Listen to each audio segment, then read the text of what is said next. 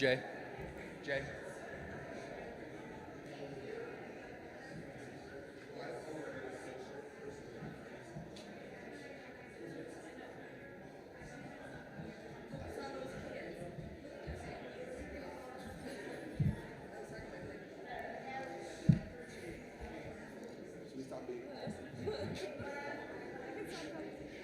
Throw little spitballs at me. Yeah.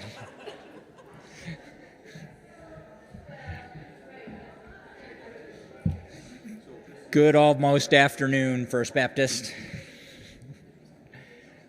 If you could find a comfortable seat.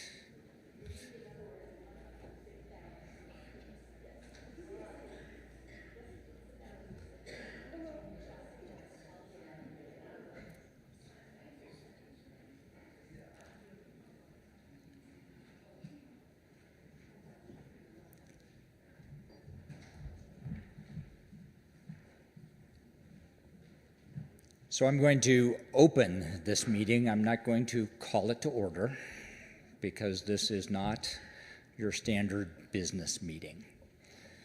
And instead, we're going to spend some time together as a congregation having a conversation. It's your opportunity to ask questions and hear where we're going. And I hope as you hear where you're going, you are just as excited as I am about the prospects for the future. So with that, I'd ask that you all join me in just a minute of prayer before I call Dan up to talk a little bit about the future. So if you will pray with me. Dear Heavenly Father, as we gather our time, as we extend our time together, let us join you in your work. Allow us to see your plan. Allow us to see your future for us. Allow us to find the energy and the enthusiasm that only you can provide as we push forward into the future. Help us to be your hands, your feet, your eyes, your ears, your work here in this community. Help us to be the fortress that you are to us, to others. And we ask all these things in your Son's name. Amen.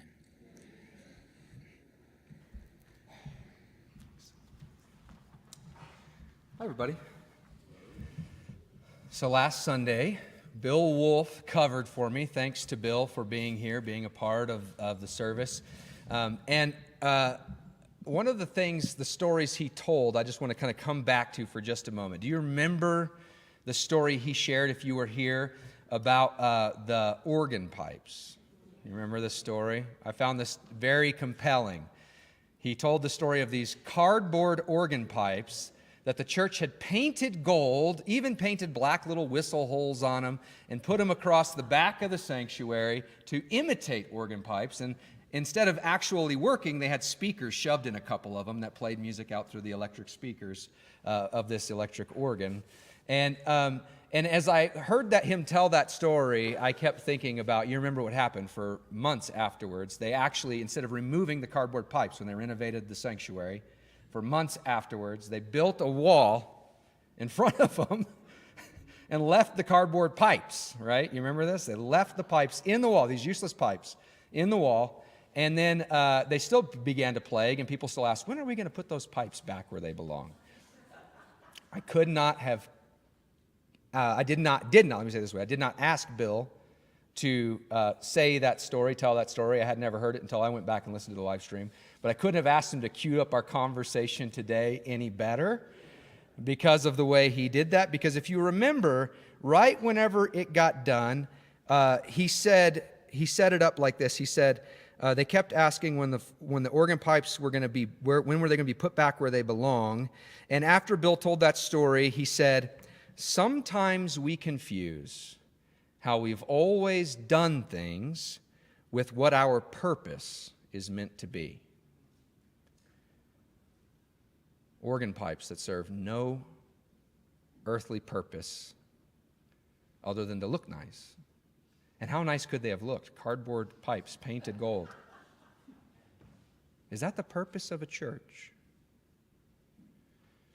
We have our own organ pipes that we can't see, right? We do. I have a feeling that we're feeling some of the anxiety and tension around those organ pipes. I'm using organ pipes in quotations every time. Whenever we talk about change of any sort, and we just can't put our finger on what those things are sometimes.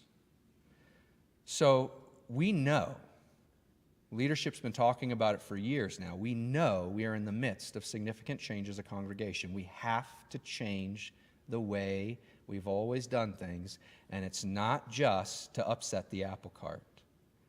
It's in order to help us live into our purpose as a church on this corner in 2024 and beyond, right? Significant changes. Let me give you one example that's universal, not unique to this church at all. In 2017, a tax law reform act was passed that dramatically changed the giving landscape across our country. What it did was that it limited what you, the taxpayer, can claim as a gift against your taxes. And overnight, once that bill was passed in 2017, the number of households in America that gave charitably, not individuals, households in America that gave charitably, overnight went from 38 million to 19 million. What do you think that means for a church that's completely dependent on giving? We have to think differently about what it means to bring the necessary income we need in to continue doing the purposes and the mission of the church, right? Another way we're talking about change. That's just one, that's universal. Some that are more unique to us. We are having to start to shift and think about stewardship differently. And I don't just mean giving stewardship, I mean the way we use our building, the stewardship of this space, this gift, this instrument we've been given, right? How do we use it in the future in a way that serves our community and allows us to continue doing church the way we want to be, right? Can we use it both to serve the purposes of the kingdom and to help us meet the needs that allow us to continue to meet as a congregation? These are the kinds of big questions your EC's been wrestling with for 2 years, I promise you, 2 years. I begged them not to step off last year because I needed them to stay. They need continuity in the conversation. What do we do with youth?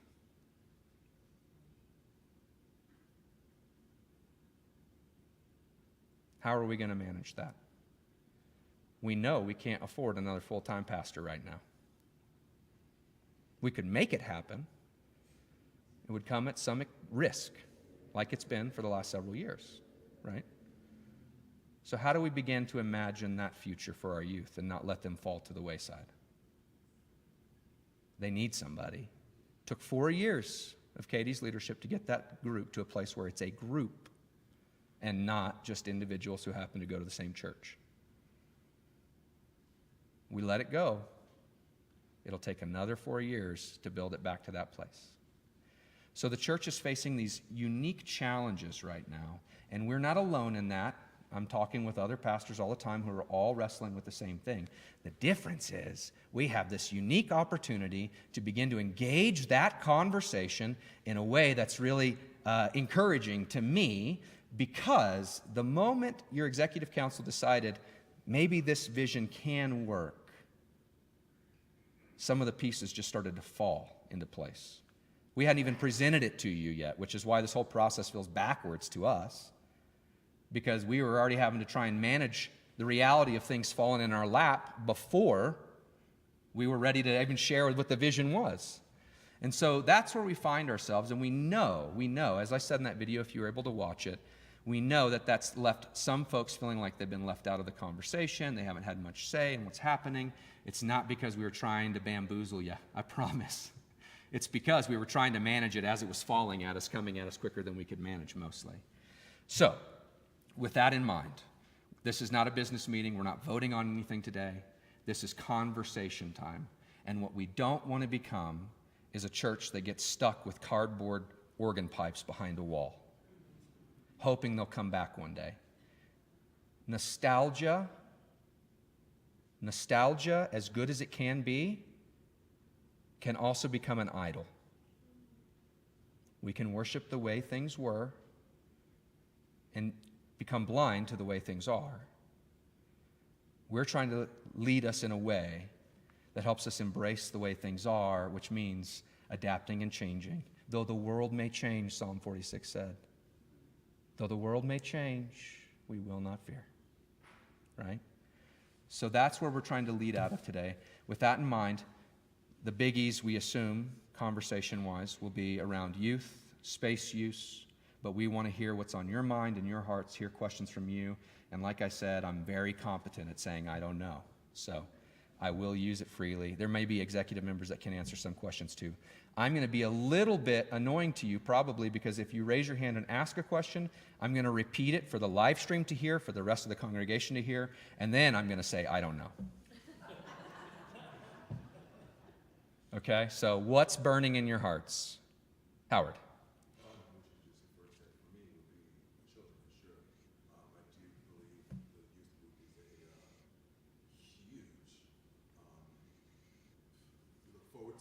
Mm-hmm. They pull knowledge from it, they pull examples from it, and that's something we definitely should not Yeah. go away with. So I think we didn't know this, or we missed the video, so I don't think we're fully updated. Okay. That was mostly about, yeah, okay. Let me just, Howard and Chelsea, you're talking about youth group. What's the future look like? What's that going to be? It's valuable for their kids. They come away with lessons and encouragement and support that they wouldn't get other places. And so they're afraid, the fear of losing what that could not fear, but, worry about what that could be. Let me just speak to that. Yeah, so am I. I've lost more sleep in the last 3 weeks over youth group than anything else, really. Not because I don't think there's answers, but because I don't know what that answer is just yet. I don't know.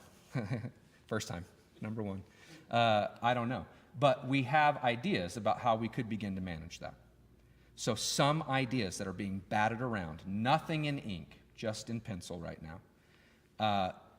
Hiring a part-time somebody in an interim capacity to help us manage it, make sure we have solid leadership, consistent leadership, for just an interim period, even if we just say, yeah, we're going to do that for 10 hours a week to help us get by for now.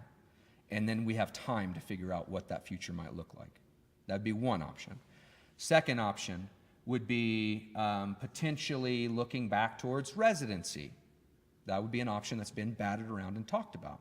Church that loves our residency program, has enjoyed the 3 residents we've had come through, have enjoyed seeing the growth.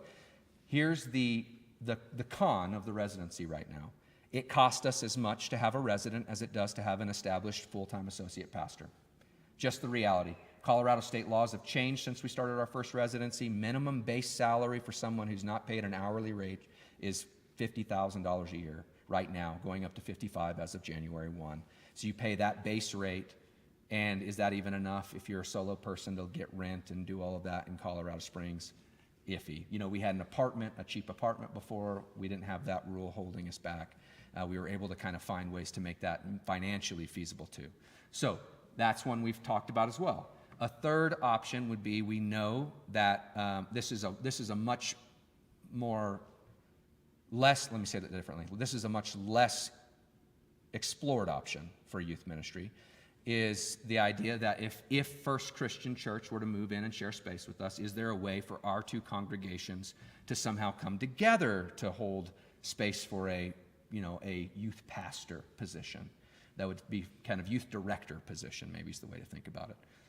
So that's another option that's been battered around. Yeah. What about pulling from what we have going on? We have lots of knowledge, lots of fathers and mothers and student therapists or whatever. What if we do that? Yeah, so there's a desire, asking what can we pull from internally?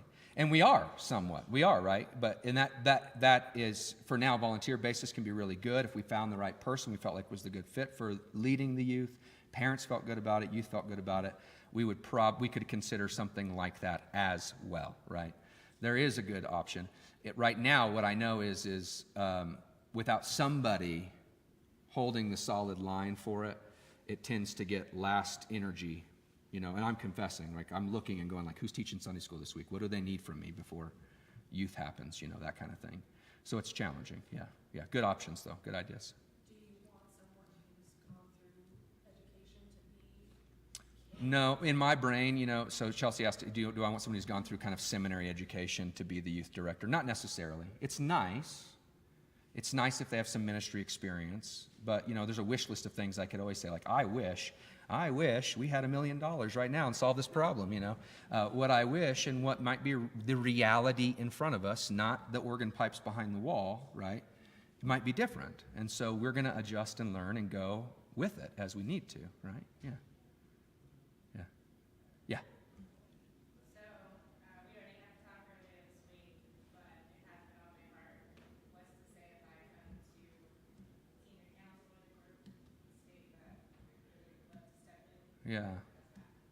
Yeah, so Melissa is saying, she and I have already spoken earlier this week, but God's put youth ministry on her heart recently and could potentially step in that role for us, and at least for the interim, maybe longer depending on how that works, right? Yeah. So there's a possibility, an answer to prayer sitting right here in this conversation, right? Yeah. So we'll have to sit and figure that out. What's that, Jonathan? What's that? What would I want to do with $1 million? I guarantee you it would have a lot of fishing involved. I hate to be so shallow in your midst, but that would be the honest truth. Oh, you mean for the church or for me? Those are two different things. I would not use church money to go fishing, by the way. The American Baptist denomination is paying for my fishing trip next week. What other questions are on your minds, your hearts? Barbara? Oh, Chris? I'm just curious, have the parents gotten together and talked? That is a good question. She asked, have the parents gotten together and talked? That has not happened since before Katie left. Part of it was we knew we wanted to make sure we said the EC made a conscious decision. We weren't going to talk about it till we had said goodbye to Katie in order to do our due diligence in sending her well. And then December broke out, and we all went running in a million directions and haven't had a chance to kind of organize anything. But there are a couple of bigger conversations we want to have with our younger adults, parents, particularly in the next couple of months. One is youth, particularly, and the other is specifically, what is young adult ministry going to look like in the fall? We have a lot of young visitors who are coming and are wondering where they fit. Where do I go to Sunday school is the question. And if we don't have a place, and I can't get a good fit for them, then we end up finding that it takes longer for them to get more engaged. Sunday school becomes valid work, especially for building community, right? We look to the fellowship class as our example in that model, They've lasted years and years and years because of that built fellowship into that group. Yeah, Caroline. Oh, Caroline's asking, are worship times going to change? We're building this thing as we fly. So I'm going to say anything I say today, again, though it will be on the internet, my verbal disclaimer is, whatever I say today may change when I walk out of this building, right? The plan, if First Christian Church were to move in with us, sell their building, move in with us, and start doing church at the same kind of time as us, in the same space as us, what would that look like? If that were to happen, what would that look like? If it happens, the plan right now, and one of the reasons we are an attractive model or attractive option for First Christian, is that we propose the idea of them doing worship in the sanctuary from 9 to 10 while we're in Sunday school. Then from 10 to 10:30, we would all do fellowship time together downstairs. And from 10:30 to 11:30, they would go to Sunday school, and we would come in here and do worship. The idea is the amount of energy it would add to both congregations to have the place kind of buzzing all morning, as opposed to feeling like you go to one room and it's kind of empty, and then you come over here, that kind of thing. So the idea would be no. Initially, no. The answer is no. In pencil, yeah. Chris.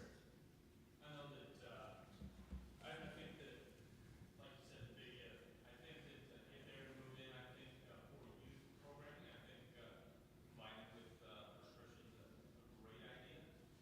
Long before you were born, as a youth You might be giving me more credit than I'm due, buddy. We oftentimes did combination events with numbers of youth groups around. Oh, yeah, sure. Yeah. And so, as a suggestion, maybe combine our youth group with a First Pres, a First United, a First, whoever it might be. But something, where it's substantial Yeah. enough in order to sustain and grow Sure. Yeah. the youth program. So just, Ye- and like I said, when we had those numbers of events, we had walks from downtown, we had a night where we get together with other churches and do that. It was fun. Right. So Chris is. Let me share with everybody. So Chris is saying back when he was in youth, at the turn of the century or something like that. It was the illusion. I don't think it's true. Yeah, which century? That just made an aside come to mind. The youth, while Katie was here, did 70s night one night. They were all supposed to dress up in 70s garb. And one of the youth showed up in 1870s garb.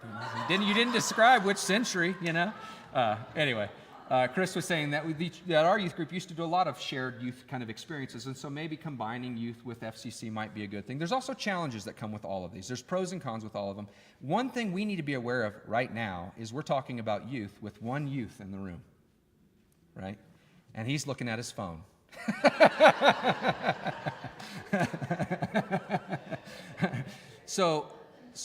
One thing I am particularly sensitive to is that the youth are included in the conversation.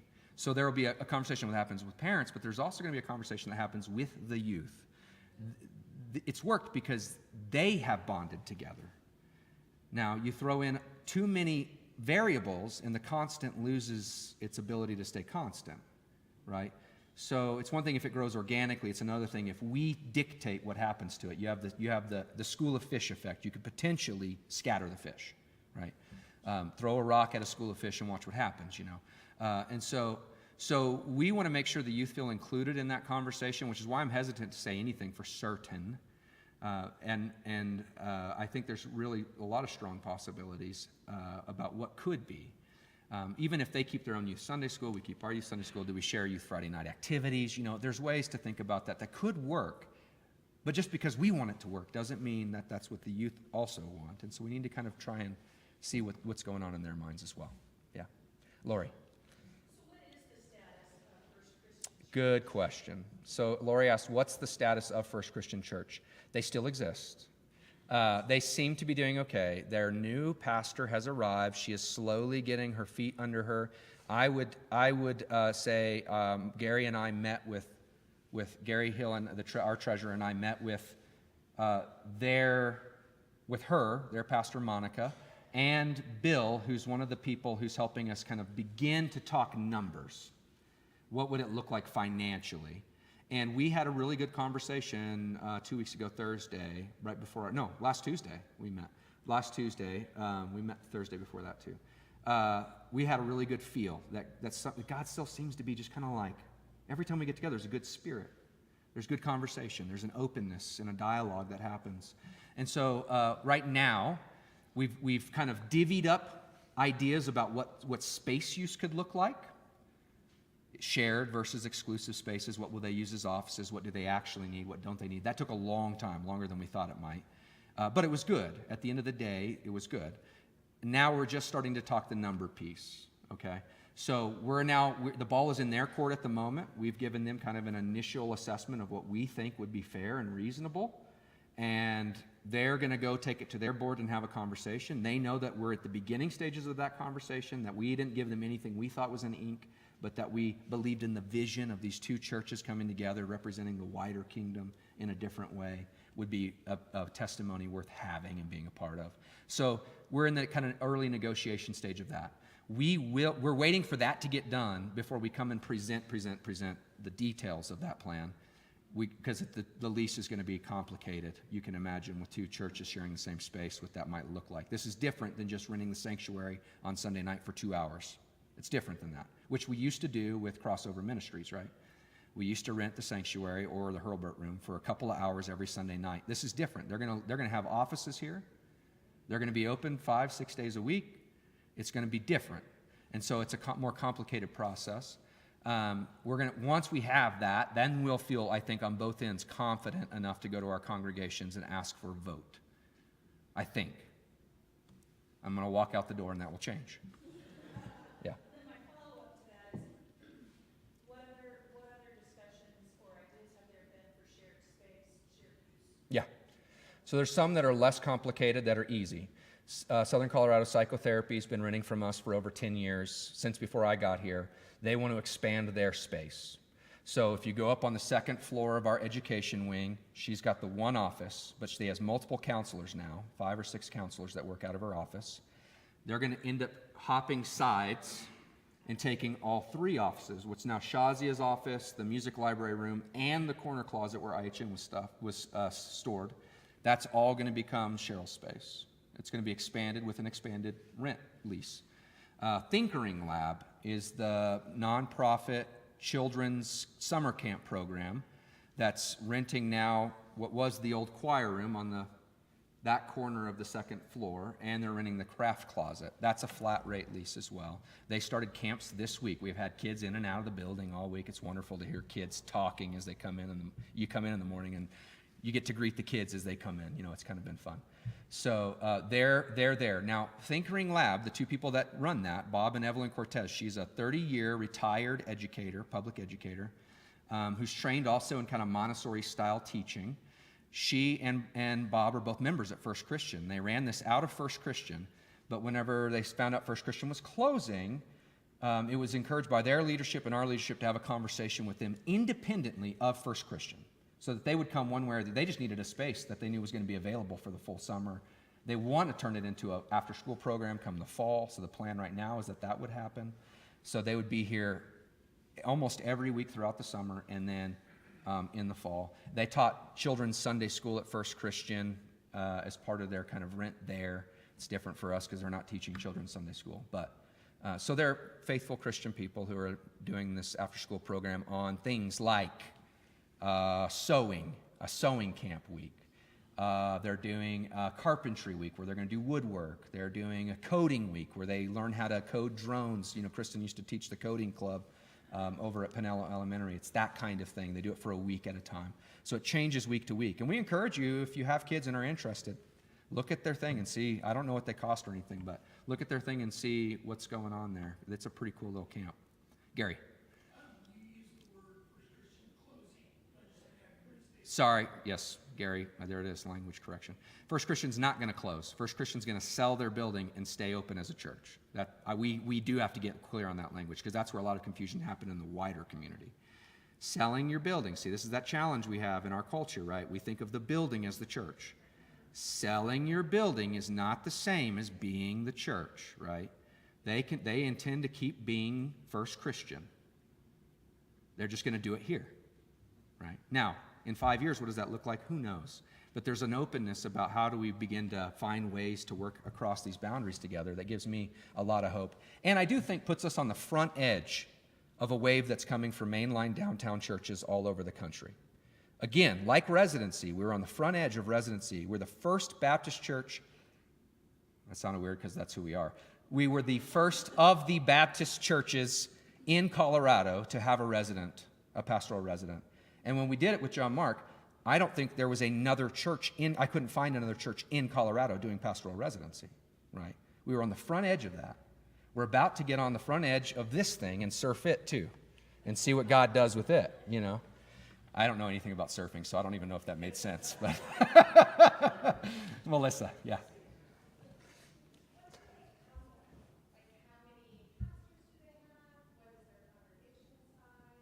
Yeah.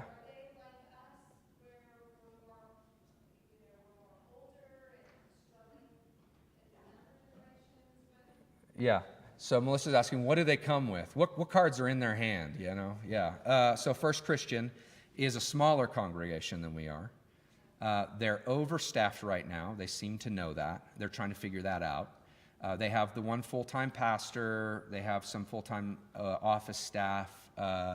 And they've had in the past full-time associate pastors. But COVID, just buried them. They just did not manage it well. Mostly older congregation, few younger families who are showing some interest.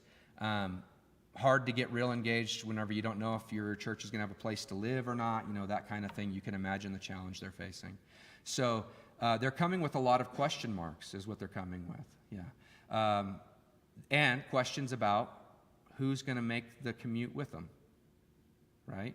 Who they have showing up to Sunday right now might be different than who actually comes over here to worship, because that's the way it works whenever you leave space. We all have our affiliations to this space, right? I remember having an early conversation with Betty Fannin. I'm going to out you, Betty. So this is on the internet for all to hear for the end of time. Though everyone will know now that you're not the saint you always purport to be. I remember moving in and having a very early conversation with Betty, who many of you might not know, but I think you do, isn't really a Baptist. She's hiding. She's a Presbyterian.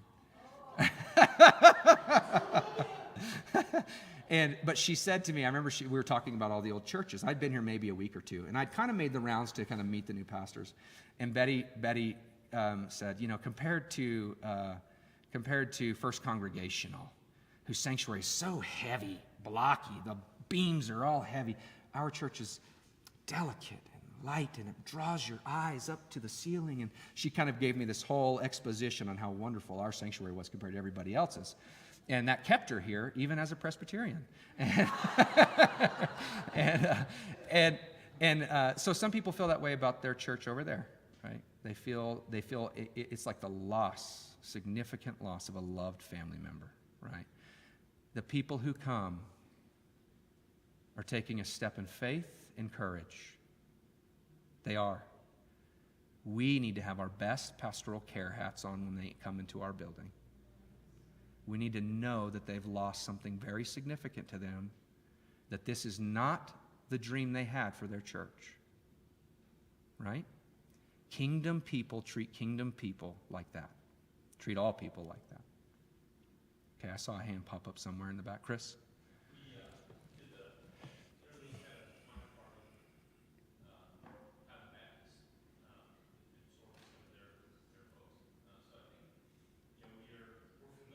But that dovetails into my question is, without getting into like a lot of nitty-gritty, does First Christian have any reservations or ill feelings about joining the That's a great question, Chris. Yeah. Chris asked, does First Christian have any reservations about joining us? Here, do we think we're so great? Everybody's ready to jump in, Yeah, that's a great question. They do. And some of their members specifically have reservations about meeting in a Baptist church and what that might mean for the reputation in the wider world, Yeah, Baptists don't exactly have a real positive, forward-looking reputation in much of the world, right? And I think we're pretty great, but I'm a little bit biased, but they are beginning to get to know us through our leadership, and they see our leadership as a reflection of who you are, and we feel like it's a pretty accurate reflection. And so we're letting our leadership speak for you. We've also done a couple of things together that have helped ease some of their anxiety. But yeah, there's probably some reservation, and probably some of us feel the same way too. What does it mean to have First Christian come live with us?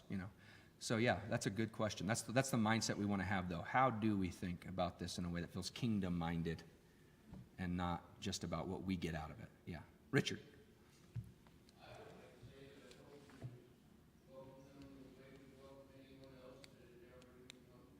Yeah. Richard said, I would like to say that we'd welcome them in the same way we'd welcome anybody else who would ever darken the door of First Baptist Church. I think that's true. That's been my experience. Kikema.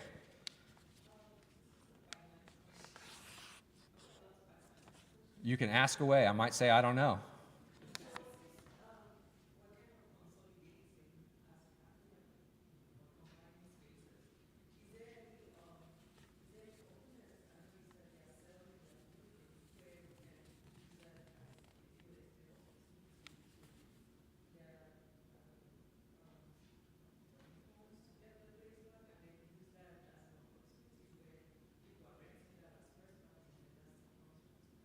Right, so Kikemo was asking the complicated finance question about the combination of the two congregations. They're selling a building. They're obviously going to make money on the building. Like us, they don't have a mortgage. They just have an old building that's in disrepair. So when they sell the building, they come into this pile of money. What does that mean? Well, we're not going to do joint bank accounts. We're not getting that close, right? But they have been very generous in saying, hey, maybe if there's something we feel like we need to help us, let me give you for instance, lights in the parking lot, right? That's a fairly large expense. And at night, if there's going to be night activities, it would be helpful to have lights in the parking lot to help people feel more safe and secure. They have said, well, maybe if if our church feels strongly about it, we would just pay for that, right? So there's some room there. Now, that's different than the negotiation we would have with the lease around what their expected rate per month would be, right? So there will be income that will help offset, and that's true of all of the folks we're talking about as we share space. The part of this is knowing, and I said this to you all in January, knowing we can't keep deficit budgeting. We've milked that cow till it's dry, right? We could get away with it for a couple more years, but then we really put the church in a bad spot. We don't want to do that. So we know we got to cut expense. We know we've got to increase income. We know, as I already shared with you, increased income, I can't keep tapping the same people who give Sunday after Sunday after Sunday, right? So part of it is growth, new members, get them into a regular giving pattern.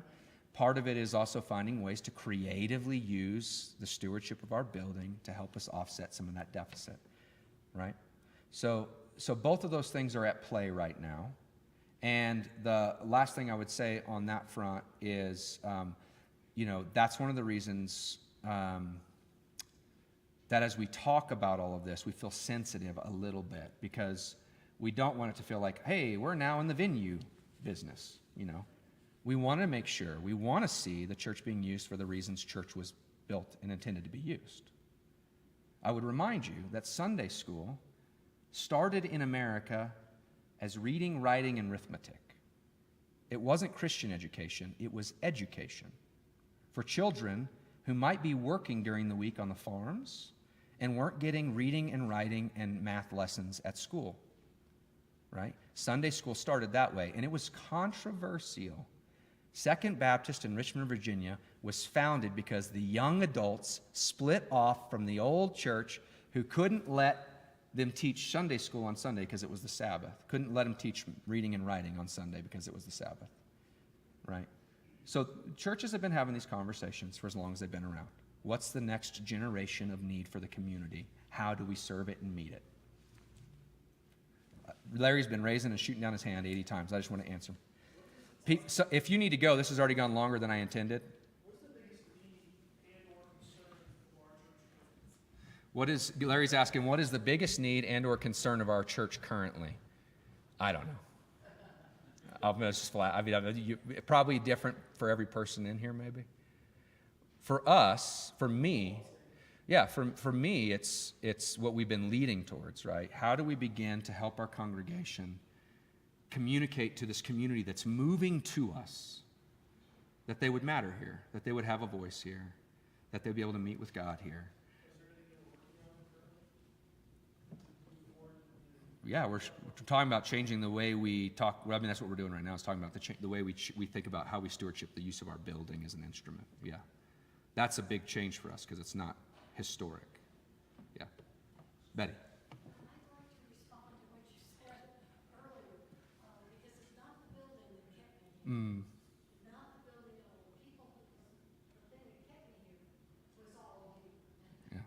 The people, and I think that is maybe the most important thing to think about as we make this transition, to make people feel, I always felt welcome. Yeah. See, there she is. That saint returns. Saint Betty's back. There she is. There she is. Yeah, the people's what kept her here. Yeah. Okay, let's take a couple more. Jim. Do what? Not in the immediate, no. No, because they're going to keep their own church. Now, how do we begin to communicate that First Christians meeting at First Baptist Church without it getting really confusing is a different question. But no, we will stay First Baptist Church and they'll stay First Christian Church. And that's by design and on purpose, in part because that's what they have asked for as well. Yeah. Good question, though. Sharon.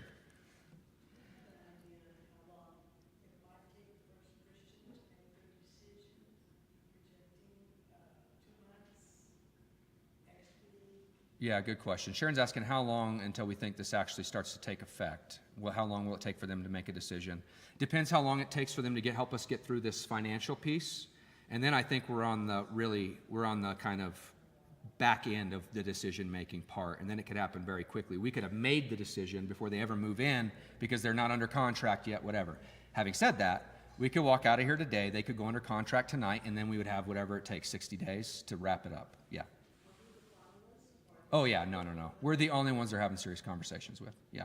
We're exclusive. You know what I mean? Yeah. Larry.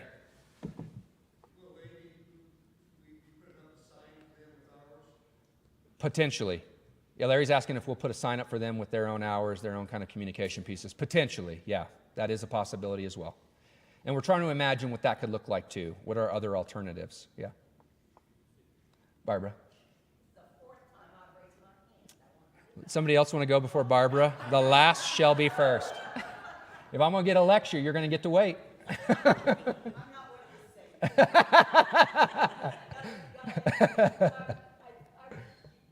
probably they haven't got any buyers yet, or anybody showed interest. There's people have shown, Barbara's asking if there's been any buyers or interest yet. People have shown interest, but there has not been bites. Okay. One person made an offer, but it was well below what they expected at that time. Yeah. My other question is, what if we were all having Easter Sunday and all of them and all of us were here at the Yeah. same time? What are we doing with our parking lot? Double parking? Yeah, we're gonna charge double rent, double rate. No, we're going to. I don't know. That's a good question about parking. I don't think it'll be that overwhelming of an issue that's insurmountable. Most downtown churches do not have the gift of the parking lot that we have, so they figure it out. They still go to church, right?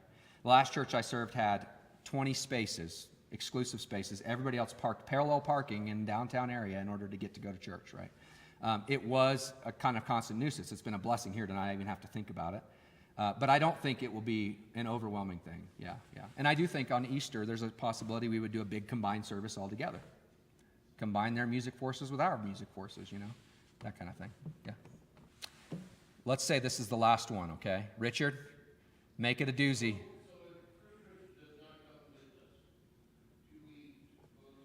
We're not answering that question yet. I don't know. I can tell you right, if First Christian doesn't come with us, I don't know.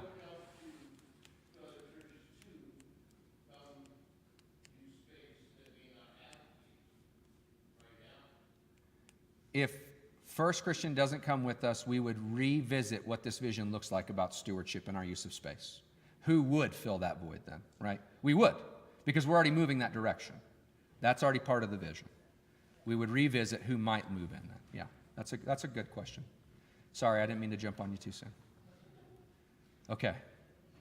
I can see people, the sheep are scattering, and the shepherd needs to herd the sheep and funnel them in a direction. Let me just close us with a blessing, and then we will all head to our respective favorite lunch spots, okay? Or maybe just McDonald's, whatever. Let's pray. God, as we gather in this space and imagine our future together, we give thanks for the opportunity you've put before us, the mission field moving toward us, living in apartments all around us. We ask for your hand and wisdom in all of this, for your courage and strength. We ask that you help us to dispel the fears that we might be having around it, and to help us lean into this future together. God, we are better together, and you know that, so you put us in a community together. Guide us, help us to be the people you have called us to be. It's in your name we pray. Amen. All right. Go in peace.